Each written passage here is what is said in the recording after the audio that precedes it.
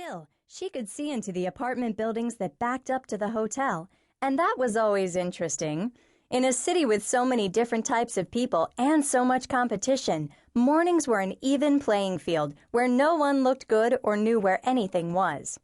There was the woman who changed her outfit 4 times each morning and practiced different poses in the mirror.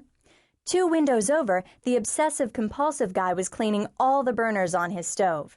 A flight down, there was anything for breakfast guy, who would, as his name implied, eat anything for breakfast. Today he was pouring melted ice cream over cereal.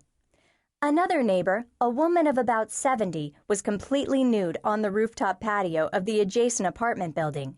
She was reading the New York Times and carefully balancing a cup of coffee by squeezing it between her thighs, which was a completely unacceptable sight at this time in the morning, or really any time.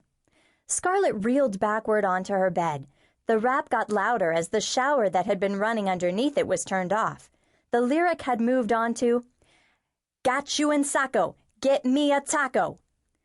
"Tell me when you're done in there," she yelled to the wall. "And shut up!" The response came in the form of a cheery rhythm beat against the wall. The rapping continued, but it was quieter.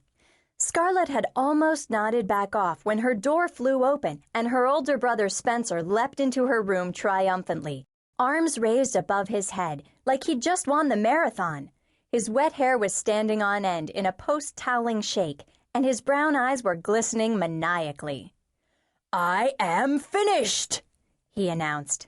Spencer rarely got to sleep past 5 in the morning because of his job doing the breakfast shift at the Waldorf Astoria.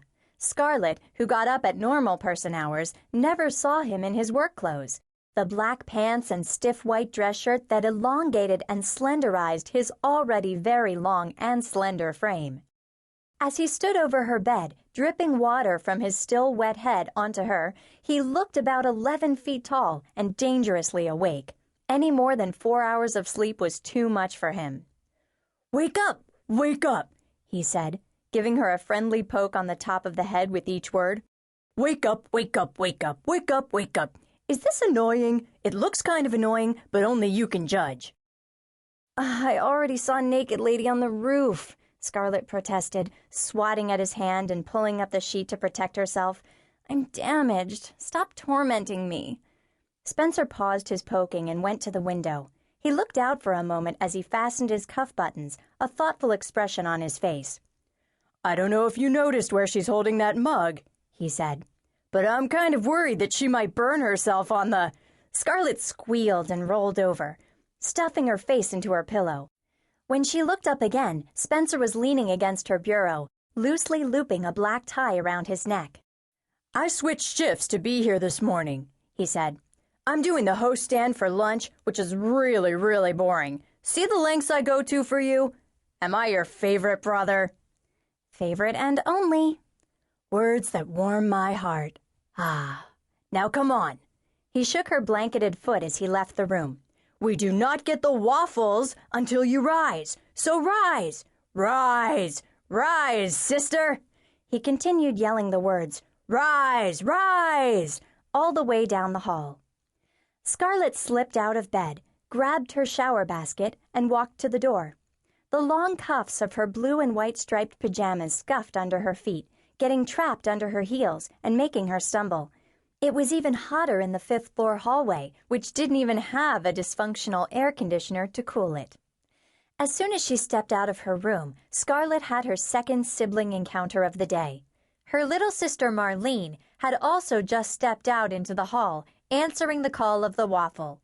Marlene took one look at Scarlett, squinting at her through her light hazel eyes that often had a truly disturbing golden appearance. The bathroom would only fit one. Scarlett was just about to open her mouth to begin the negotiation process when Marlene bolted for it, slamming the door shut behind her. Scarlett heard the faint scrape of the lock and a single sharp laugh of triumph, not unlike the sound of an angry Canadian goose.